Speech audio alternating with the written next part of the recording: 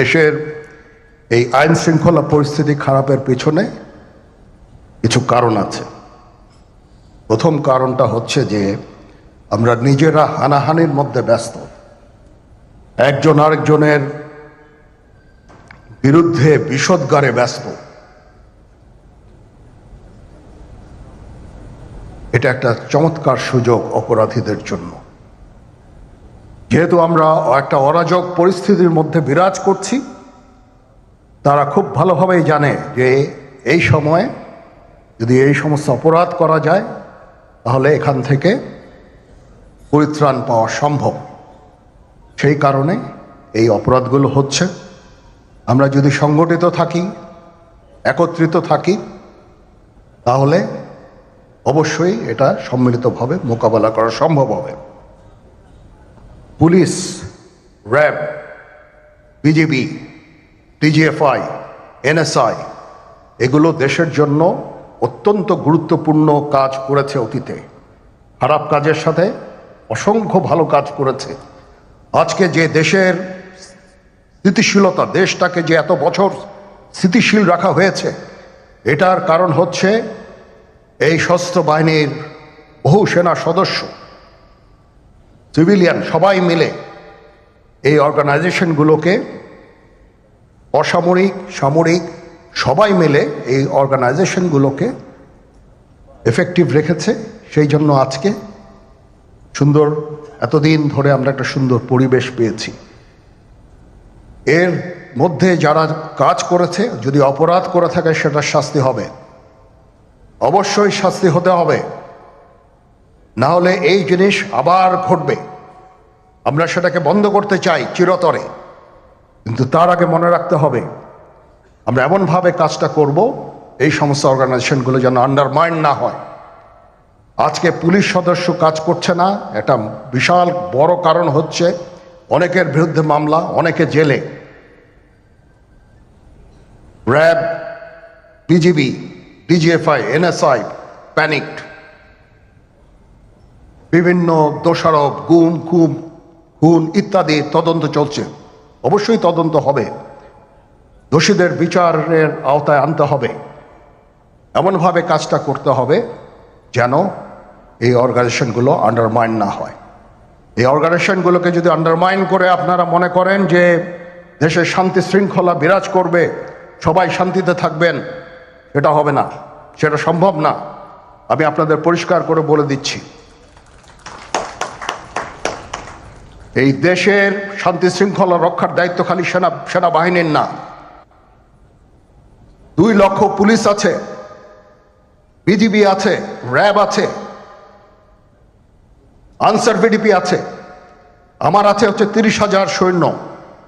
এদেরকে আমি এই যে একটা বিরাট ভয়েড, আমি এই 30,000 সৈন্য দিয়ে আমি কিভাবে এটা পূরণ করব? 30,000 থাকে, আবার 30,000 চলে যায় ক্যান্টনমেন্টে, আরো 30,000 আসে। এটা দিয়ে আমরা দিন রাত আমরা চেষ্টা করে যাচ্ছি।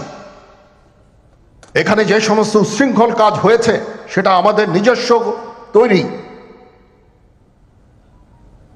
এটা আমাদের নিজস্ব ম্যানুফ্যাকচার, আমরা নিজস্ব এইগুলো তৈরি করেছি। এই বিপরীতমুখী কাজ করলে কেসে কখনো শান্তি শৃঙ্খলা আসবে না, এই জিনিসটা আপনাদের মনে রাখতে হবে। ভিশনের ফুলঝুরি মেগা অফারে ফ্রিজ কিনলেই পাচ্ছেন 16 পিসের আকর্ষণীয় গিফট বক্স একদম ফ্রি। আজকে একটা বেদনা বিধুর দিবস। 2009 সালের 25শে ফেব্রুয়ারি আমরা এই 57 জন চৌকস সেনা অফিসার, এবং শুধু তাই নয়, আমাদের কিছু কিছু পরিবারবর্গর সদস্যদের আমরা হারিয়েছি। এখানে আসার সময় এই ছবিগুলো আমি দেখছিলাম। এই ছবিগুলো আপনারা অনেকে ছবিতে দেখেছেন, কিন্তু এগুলো আমার সব চাক্ষুষ দেখা। আমি একটা চাক্ষুষ সাক্ষী এই সমস্ত বর্বরতার। একটা জিনিস আমাদের সবসময় মনে রাখতে হবে, এই বর্বরতা কোনো সেনা সদস্য করেনি, সম্পূর্ণটাই তদানীন্তন বিজিবি সদস্য দ্বারা সংঘটিত। Full stop. এখানে কোনো ইফ এবং বাট নাই। এখানে যদি ইফ এবং বাট আনেন, এই যে বিচারিক কার্যক্রম এতদিন ধরে হয়েছে, 16 বছর ধরে 17 বছর ধরে যারা জেলে আছে, যারা কনভিক্টেড, সেই বিচারিক প্রক্রিয়া ব্যাহত হবে। এই জিনিসটা আমাদের খুব পরিষ্কার করে মনে রাখা প্রয়োজন। এই বিচারিক প্রক্রিয়াকে নষ্ট করবেন না। যে সমস্ত সদস্য শাস্তি পেয়েছে তারা শাস্তি পাওয়ার যোগ্য।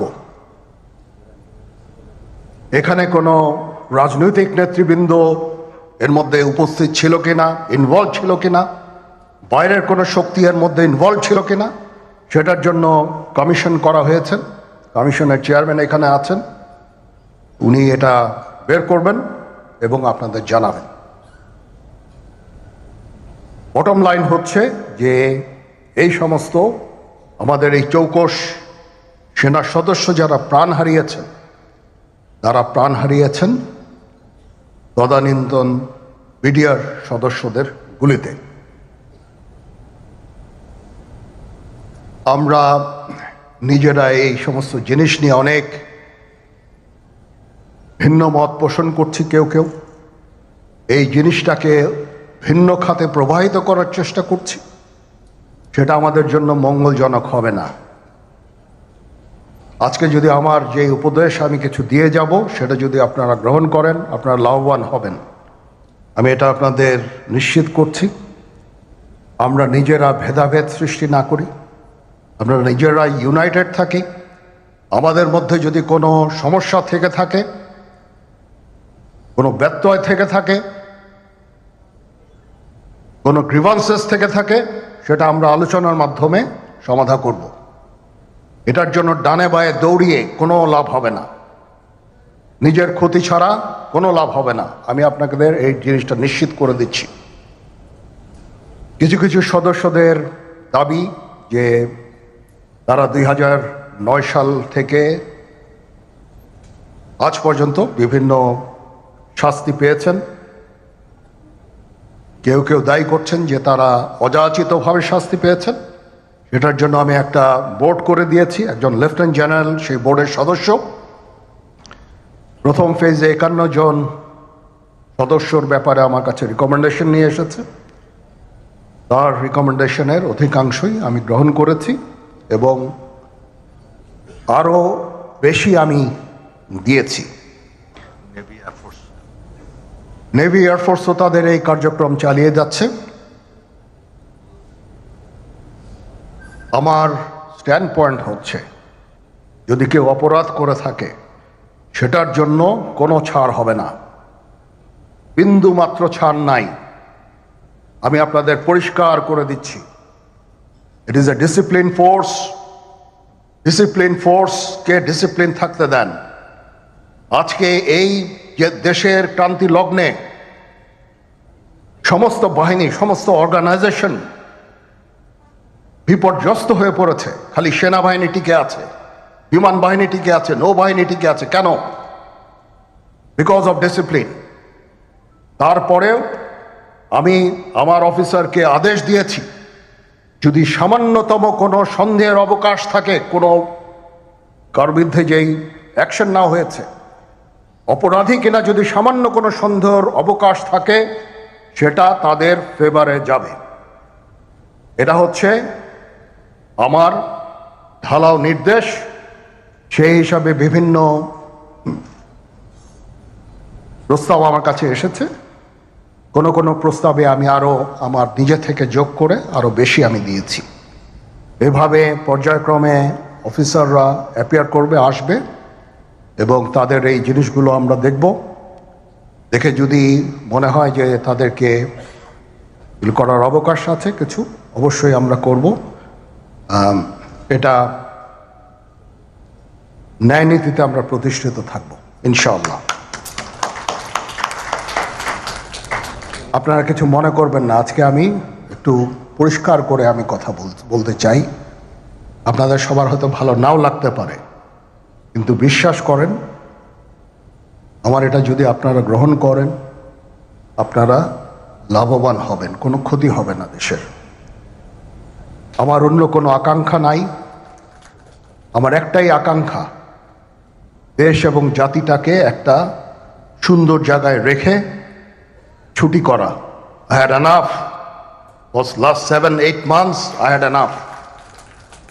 আমি চাই দেশ এবং জাতিকে একটা সুন্দর জায়গায় রেখে আমরা সেনানিবাসে ফেরত আসব।